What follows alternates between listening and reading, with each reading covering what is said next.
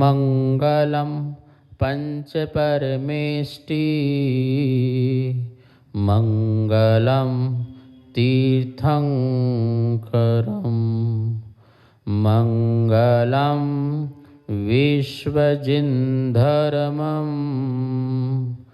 मंगलम वीरशासनम मंगलम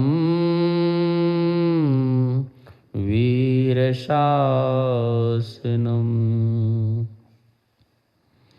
सुप्रभात स्तोत्र। कल हमने 7वां काव्य देखा, शांतिनाथ, कुंथुनाथ और अरहनाथ की स्तुति की।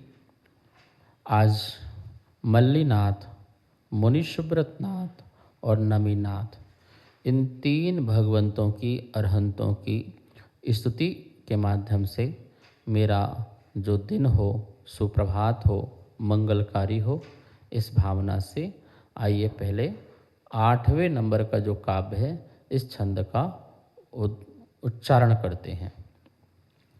यन मोह मल्ल मद भंजन मल्लीनाथ क्षेमंकरा वितथ क्षेमंकरा वितथ शासन सुब्रताख्य सत्संपदा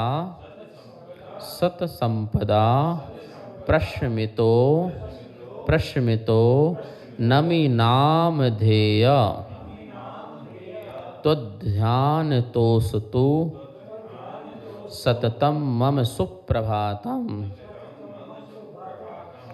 यन्मोहमदभञ्जन मल्लीनाथ क्षेमंकरा वितथ शासन सुब्रताख्य ससंपदा प्रशमितो नमी नामधेय त्वध्यानतोऽस्तु सततं मम सुप्रभातम्। एक एक शब्द का पहले अर्थ देखेंगे। यत जो मोहमल, मोह रूपी मल का, मद भंजन मदनाश करने वाले हैं, ऐसे मल्लीनाथ, हे मल्लीनाथ भगवन, क्षेमंकर कल्याणकारी, अवितथ सत्य शासन है जिनका, ऐसे सुब्रताख, हे मुनि सुब्रतनाथ जिनेन्द्र, सत्संपदा श्रेष्ठ संपत्ति से, प्रशमितो परम शांत अवस्था को प्राप्त, नमी नामधेय, हे नमीनाथ भगवन, तो ध्यानतः आपके ध्यान से, मम सुप्रभातम मेरा सुप्रभात, सततम अस्तु हमेशा हो। मल्लीनाथ, मल्ल को धारण करने वाले मल्ली कहलाते हैं। मल्ल, जब 2 पहलवान आपस में कुश्ती के लिए उतरते हैं तो क्या बोलते हैं? मल्ल युद्ध हो रहा है, ठीक है ना। मल्ल क्यों बोलते हैं? क्योंकि दोनों अपने शरीर में ऐसे मिट्टी लगाते हैं ना, मिट्टी लगाएंगे, पहलवानी दिखाएंगे और मिट्टी में कूदेंगे तो वो मल्ल। और ऐसे मल्ल को धारण करने वाले मल्ली, ठीक है ना। तो महायोद्धा मल्लीनाथ। कैसे महायोद्धा? किसके महायोद्धा? अपने कर्मों को जीतने के लिए जो मल्लीनाथ हैं, महायोद्धा हैं। यहाँ पर दिया है ना, जैसा नाम है वैसे ही भगवान की स्तुति करने का भाव यहाँ पर कवि को है। यन मोह मल्ल मद भंजन, यत जो मोह मल्ल, मोह रूपी मल्ल का, मोह रूपी मल्ल का। अब कवि ने यहाँ पर मल मतलब मैल, मल मतलब गंदगी आदि, एक शब्द के अनेक अर्थ होते हैं। शब्दानाम अनेकार्थम, शब्द के अनेक अर्थ होते हैं। हम किस शब्द को किस अर्थ से जो है विभूषित करना चाहते हैं, समझाना चाहते हैं, समझना चाहते हैं, वो हमारे ऊपर भी होता है। मोह मल, मोह का जो मल है उसका जो मद है, मद भंजन, मद का भंजन करने वाले, नाश करने, भंजन मतलब टुकड़े टुकड़े करने वाले, ठीक है ना, टुकड़े टुकड़े करने वाले मतलब उसका भंजन कर दें, भाग कर दें, एक एक भाग कर दें, टुकड़े कर दें, बिल्कुल अलग कर दें। तो किसका? मोह और मद, मोह रूपी मल का और मद का जो भंजन करने वाले हैं, ऐसे मल्लीनाथ भगवान हैं। कहते हैं मल्लीनाथ भगवान को 6 दिन में ही क्या हो गया था? केवल ज्ञान की प्राप्ति हो गई थी, बिना भोजन किए। 6 दिन का उपवास किया ना, 6 दिन का उपवास करने, दीक्षा लेते ही 6 दिन के लिए बैठ गए, 6 उपवास का नियम लेकर के, और बिना आहार किए ही, और केवलत्व को प्राप्त हो गए, केवल ज्ञान को प्राप्त हो गए। 6 दिन, बताइए कितनी बड़ी साधना है कि 6 दिन में ही केवल ज्ञान प्राप्त कर लें, दीक्षा लें और 6 दिन में ही केवल ज्ञान प्राप्त कर लें। तो ऐसे मल्लीनाथ भगवान ने जो मोह और मद, देखो मोह जो होता है वो किसी भी वस्तु से हो सकता है, किसी भी व्यक्ति से हो सकता है। यह मेरा है ऐसा मोह हो सकता है, यह मैं हूँ ऐसा भी मोह हो सकता है, ठीक है ना। लेकिन जो मद है, मद जो है पुण्य से प्राप्त वस्तुओं में किसी किसी को होने लगता है, जरूरी नहीं हो किसी को हो, लेकिन किसी को अपने वस्तुओं में बड़ा स्वामित्वपना रहता है, और स्वामित्व के साथ साथ उसमें मद भाव रहता है। पुण्य से क्या क्या प्राप्त हो जाए, चक्रवर्ती भी बन सकता है, तो वो मद में चूर हो जाता है। अहंकारी जिसे बोलते हैं, कितना अहंकार है इस व्यक्ति को कि अपने पद पर, अपने कद पर, अपनी संपत्ति पर, अपनी संपदा पर, अपने वैभव पर, अपने रूप पर, अपने रुपया पर कितना अहंकार है। मद पढ़े है ना अपन ने, ज्ञानम पूजाम कुलम जाति बल मृद्धिम तपो वपु, ये 8 प्रकार के मद, और सम्यक दृष्टि तो वैसी मद रहित होता है। ज्ञान का मद, पूजा का मद, सम्मान का मद, पद का मद, ये वैभव का, रिद्धि का, संपन्नता का, शरीर का, इन सब का जो कुछ तुम्हें पुण्य से प्राप्त है, उस पुण्य से प्राप्त हुई वस्तुओं में हम जो अपने आप को बड़ा मानने लग जाते हैं, मैं और मेरे से बड़ा कोई नहीं, ऐसा जो अहंकार हमारे अंदर भर जाता है, वह अहंकार ही मद कहलाता है। और आपने प्रभु ऐसे मद को भंजन कर दिया है। क्या कर दिया है? भंजन कर दिए हैं, टुकड़े टुकड़े कर दिए हैं। और सबसे बड़ा कर्म यदि है तो वह मोहिनी कर्म है। मोहिनी कर्म का भंजन करना अपने आप में सबसे बड़ा काम है। संसार में समस्त कर्मों का जन्मदाता कौन है? समस्त कर्मों का जन्मदाता कौन है?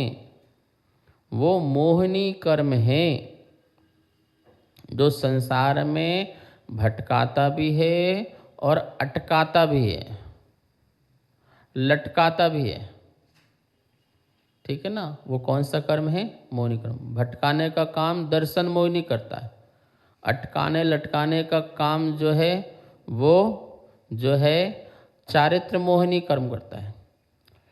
यद्यपि दोनों कर्म निमित्त हैं, इन कर्मों को बांधा हमने, इनके उदय में, इनके बहाव में आत्मा जो है बहने लगती है, वो मोहिनी कर्म। दर्शन मोहिनी से हमारे अंदर विपरीत श्रद्धा प्रकट होती है, हम उल्टी श्रद्धा करने लग जाते हैं। जो सही है उसको सही नहीं मान करके जो विपरीत है उसको सही मानने लग जाते हैं। ये दर्शन मोहिनी की श्रद्धा हमारे अंदर भटकाव पैदा करती है। और चारित्र मोहिनी के कर्म के उदय से जो भी जगत में पदार्थ हैं उनके प्रति कभी राग का भाव और कभी द्वेष का भाव प्रकट होने लग जाता है, कभी प्रेम और कभी घृणा, ये हमारे मन में आने लग जाता है। और ज्ञानावरणी, दर्शनावरणी और भी जो कर्म हैं उन सब कर्म को दूषित करने वाला ये मोहिनी कर्म है। मतलब मोहिनी कर्म बहुत स्ट्रांग है। और आपको ये भी पता होना चाहिए, समस्त कर्मों में यदि सबसे पहले यदि कोई कर्म नष्ट होता है तो वो कौन सा कर्म होता है? मोहिनी कर्म नष्ट होता है। और उसमें भी दर्शन मोहिनी कर्म को तो आप बहुत पहले ही नष्ट कर सकते हो। क्षायिक सम्यक प्रकट हो जाए तो वह तो हम चौथे गुण स्थान में ही उस दर्शन मोहिनी को अभाव कर सकते हैं। एक अविरत सम्यक दृष्टि जो व्रती नहीं है, व्रत से सहित नहीं है, वह भी इस दर्शन मोहिनी का नाश कर सकता है। और शनै शनै धीरे धीरे बढ़ते बढ़ते 10वें गुण स्थान के अंत में मोहिनी कर्म, चारित्र मोहिनी कर्म को नष्ट किया जा सकता है। दर्शन मोहिनी मतलब यह मैं हूँ ऐसा संकल्प, चारित्र मोहिनी मतलब यह मेरा है ऐसा विकल्प। तो ये जो विकल्प और जो संकल्प है मैं और मेरा का, ये जो है मोहिनी कर्म है। और आपने प्रभु ऐसे मोह मल्ल को और मद को भंजन कर दिए, उनके टुकड़े टुकड़े कर दिए। उनकी अनुभाग शक्ति और उनकी स्थिति दोनों को क्या कर दिया? फल देने की जो शक्ति रही और कब तक देंगे ऐसी स्थिति रही, उन दोनों को आपने नाश कर दिया। ऐसे मल्लीनाथ भगवान के ध्यान से मेरा सतत ही सुप्रभात हो। यन्मोह मल्ल मद भंजन मल्लीनाथ। हे मल्लीनाथ भगवान, आप सचमुच में आप नाम से नहीं काम से भी मल्लीनाथ थे। हमारे दिगंबर धर्म में मल्लीनाथ भगवान जो हैं निर्गंथ दिगंबर पुरुष पर्याय में ही माने जाते हैं। लेकिन श्वेतांबर परंपरा में मल्लीनाथ भगवान को एक स्त्री पर्याय में मानते हैं। स्त्री पर्याय में कि मल्ली नाम की एक कुमारी हुई जो तीर्थंकर बन गई, क्योंकि उनके यहाँ पर स्त्री भी मुक्ति मानी जाती है, स्त्री का भी मोक्ष होता है। पर दिगंबर परंपरा के अनुसार स्त्री पर्याय का छेदन तो किया जा सकता है व्रतों के माध्यम से और वह पुनः मनुष्य देह पर्याय को प्राप्त हो जाए, लेकिन स्त्री अवस्था से जहाँ पर लज्जा है, जहाँ पर भय है, जहाँ पर निर्भयता नहीं है, जहाँ पर निर्विकल्पता नहीं है, वस्त्र की विकल्पता है, भय का विकल्पता है, जंगल वन में वह अकेले रहने का विकल्प है, आतापन योग ना कर सके आदि बहुत सारे डर हैं। स्त्री पर्याय अपने आप में एक पराधीनता का जीवन है। बचपन में वह पिता के अधीन है, विवाह के बाद पति के अधीन है, बच्चे होने के बाद पुत्र के अधीन हैं और वो दीक्षा ले ले तो गुरु के अधीन है। वो बेसहारा या स्वयं के सहारा जी नहीं सकती हैं। वो उनकी अपनी एक ऐसी पर्याय ही है जिसे स्वीकार करना पड़ता है। और उस अवस्था से निर्विकल्पता का ध्यान कैसे संभव हो सकता है।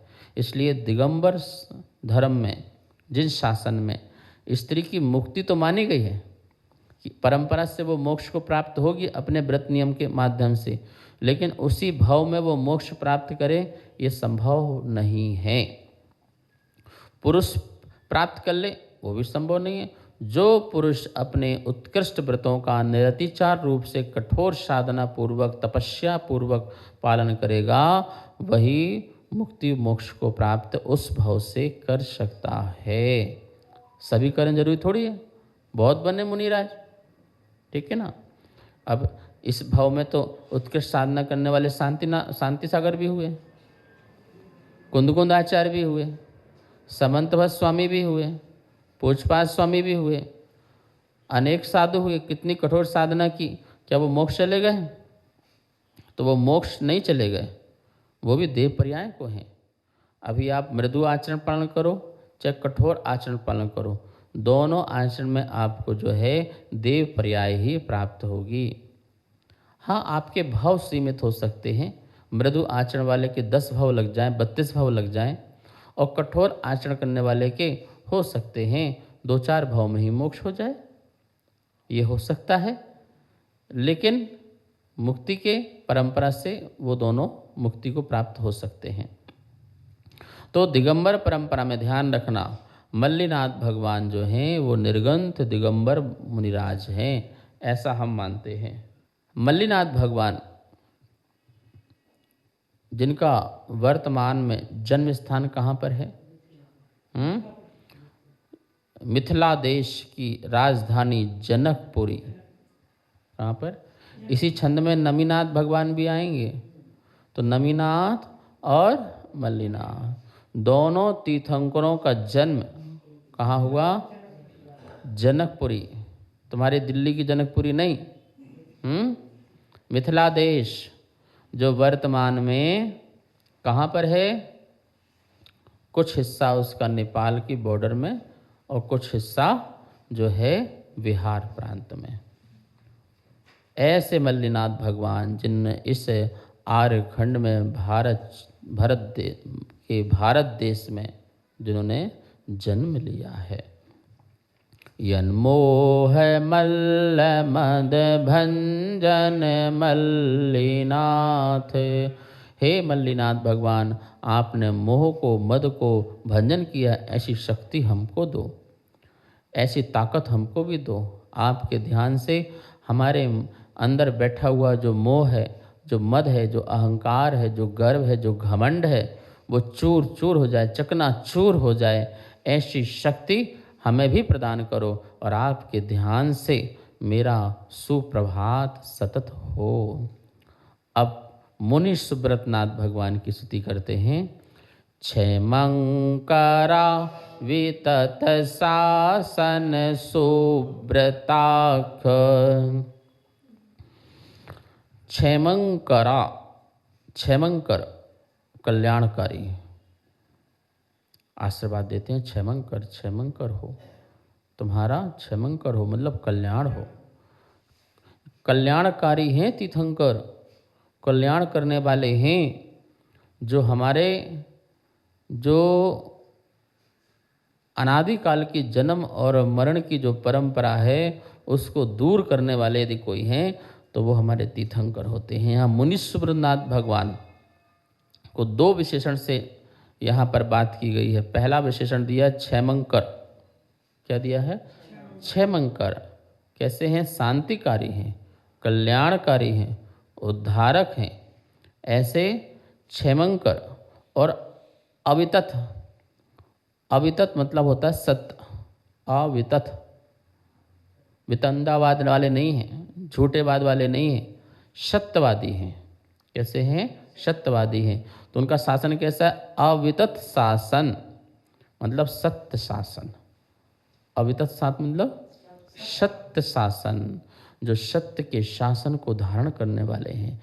सत्य के शासन, शासन मतलब जो सत्य की बातों को बताने वाले हैं, सत्य का उपदेश करने वाले हैं, सत्य का प्रवचन करने वाले हैं, सत्य के मार्गदर्शक हैं, पथ प्रदर्शक हैं, ऐसे सत्य शासन। बहुत शासन होते हैं, जिन शासन, वीर शासन, सत्य शासन, बहुत सारे शासन होते हैं, ठीक है ना। तो उन सब समस्त शासनों को जिन शासन में समाविष्ट कर लिया जाता है। एक जिन शासन बोल दिया जाए उसमें सभी शासन आ जाते हैं। कोई हमें अलग अलग शासन बनाने की ज़रूरत नहीं है, कोई अलग अलग शासन नहीं। वीर जिन शासन बोलने में 24 तीर्थंकर भी आ गए। जितने तीर्थंकर हो चुके, जितने तीर्थंकर होंगे, उन सब का शासन इसमें आ गया। जिन्होंने जीता है, जिन्होंने अपने मन को जीता है, जिन्होंने अपने इंद्रियों को जीता है, जिन्होंने अपने बुरे विचारों को जीता है, जिन्होंने कषायों को जीता है, कर्मों को जीता है, ऐसे जीतने वाले जिन हैं, और उन्हीं की वाणी शासन कहलाती है। इस प्रकार से जिन शासन, जैसे जिन वाणी कहो या जिन शासन कहो, जिनोपदेश कहो, जिन देशना कहो, ये सब एकार्थवाची हैं। तो इतना व्यापक शब्द है। जब इतना व्यापक शब्द है तो हमें उसमें किसी प्रकार से और कोई शासन लाने की जरूरत नहीं है। सब लोग अपने अपने शासन, कोई बोल रहा है वीतराग शासन, कोई बोल रहा है दया का शासन, कोई बोल रहा है अहिंसा का शासन, कोई बोला सत्य का शासन। व्याख्यान करने में ठीक है, भगवान आप दया के शासन, आप वीर के शासन, आप जो हैं जो अहिंसा के शासन, सत्य के शासन, ऐसे शासन वाले, तो ये ठीक है व्याख्यान करने में उनको विभीषण। लेकिन एक नया शासन का पंथ मत चलाओ, कोई नया शासन लेकर के पंथ मत चलाओ। कोई बोले जिनागम शासन, कोई बोले नमोस्तु शासन, कोई बोले सत्य शासन। कितने शासन लेके आओगे? हर महाराज जी का, हर साधु का, हर पंडित का, हर व्रती का, हर संयमी का एक एक शासन हो जाएगा, तो जिन शासन कहाँ जाएगा ये बताओ। स्यादवाद रूपी जो है वाणी जिनकी रही, अमोघ, जैसे जीता ना जा सके, ऐसे स्यादवाद गंगा से बहने वाली वाणी जिनकी रही, वो वीर शासन है। वो वीर शासन जो जिन शासन में भी समाविष्ट है। वर्तमान में हमारा वीर शासन है क्योंकि हमारे तीर्थंकर हैं, इसलिए हम वीर शासन बोल सकते हैं। लेकिन शाश्वत शासन कौन सा है? जो था, जो है और जो रहेगा। यदि हम सत्य शासन कहते हैं तो सत्य दुनिया बोल रही है, हर धर्म बोलता हमारा सत्य का शासन है, हम सत्यवादी हैं, हम झूठे थोड़ी हैं। लेकिन नहीं, जिन शासन, जिन्होंने जीता है, कर्मों को जीता है, जिन्होंने कषायों को जीता है, वो शासन, जिन शासन हैं, उसी शासन को लेकर हमें बढ़ना चाहिए। तो यहाँ पर सुव्रताख्य, सुव्रत आख्य, जो सुव्रत का आचरण करने वाले हैं, जो सुव्रत कहे गए हैं, तो मुनि सुव्रतनाथ भगवान जिनका जन्म स्थान कहाँ पर है? राजगृही, मगध देश की राजधानी। मगध देश की क्या है? वो राजधानी है। ऐसी राजधानी राजगृही में जहाँ के राजा श्रेणिक हुए हैं प्रसिद्ध। वैसे राजा तो बहुत हुए होंगे, पर इस काल के अंतिम प्रसिद्ध राजा जो हुए, राजा श्रेणिक हुए हैं। तो ऐसे मुनि सुव्रतनाथ भगवान जिनके चार कल्याणक, गर्भ कल्याणक, जन्म कल्याणक, तप कल्याणक और ज्ञान कल्याणक, ये चार कल्याणक का सौभाग्य वहाँ के लोगों को मिला। और मोक्ष पास में चले गए, संबित शिखर, तो वहाँ से मोक्ष, ज़्यादा दूर जाने की ज़रूरत ही नहीं पड़ी, आस पास ही पांचों कल्याणक। ऐसे मुनि सुव्रतनाथ भगवान जो क्षयमंकर हैं, क्षयमंकर हैं अर्थात कल्याणकारी हैं, अवितत शासन, जिनका सत्य का शासन रहा। और नाम भी कितना सुंदर, मुनि सुव्रत। मुनि, और मुनि के साथ साथ व्रत कैसे रहे? सुव्रत, सम्यक व्रतों को धारण करने वाले, जो महाव्रतों को धारण करने वाले, ऐसे व्रतों को धारण करने वाले मुनि जो मनन करके सुव्रतों को धारण करें वो मुनि सुब्रतनाथ भगवान। घर गृहस्थ अवस्था में मुनि का नाम, महाराज जी हम मुनि नाम लिख लें, हम बच्चे को मुनि बोलेंगे तो कैसा लगेगा? अरे उनका नाम भी तो बचपन में मुनि था, मुनि सुब्रत। मुनि मतलब जो मनन करे, जो चिंतन करे। मुनि मतलब जो मौन रहे। मुनि मतलब जो मंथन करे, तत्व का मंथन करे, वो मुनि है। ऐसे तत्व का मंथन मनन करके व्रतों को सुव्रतों को धारण जिन्होंने किया है, ऐसे मुनि सुब्रतनाथ भगवान के ध्यान से हमारा प्रातःकाल मंगलकारी हो, सुप्रभात हो। क्षेमंकरा वितत सासन सुब्रताख। अब नमीनाथ भगवान के बारे में क्या कह रहे हैं? सत्संपदा प्राशमितो नामी नाम ध्येय। सत्संपदा, भैया संपदा तो चाहिए ना महाराज जी, बिना संपदा के कैसे जिए? तो ठीक है, कह रहे हैं हमारे नमीनाथ भगवान भी संपदा से सहित थे। सत संपदा, सम्यक संपदा, ऐसी संपदा जिस संपदा से हमारी सारी आपत्ति विपत्ति दूर हो गई। जन्म मरण की ही आपत्ति विपत्ति है और ऐसी संपदा चाहिए, सम्यक समता की संपदा, जिससे जन्म मरण ही बार बार का चक्कर समाप्त हो। ऐसी सत्संपदा से सहित और प्रशमितो, जो परम शांत अवस्था को धारण करने वाले नमीनाथ भगवान। इनका भी जन्म कहाँ पर? मिथिला देश की जनकपुरी में हुआ था। ऐसे नमीनाथ भगवान, उनके भी वहाँ पे चार कल्याणक, गर्भ, जन्म, तप और ज्ञान, चार कल्याणक जो हैं उनके भी वहाँ पर मनाए गए थे। ऐसे सच्ची संपदा से युक्त प्रशांत अवस्था को धारण करने वाले नमीनाथ भगवान से भी हमारा प्रातःकाल उनके ध्यान से मंगलकारी हो, ऐसी भावना से सत्संपदा प्रशमितो नमीनाम ध्येय तद्ध्यान तोस्तु सततम मम सुप्रभातम।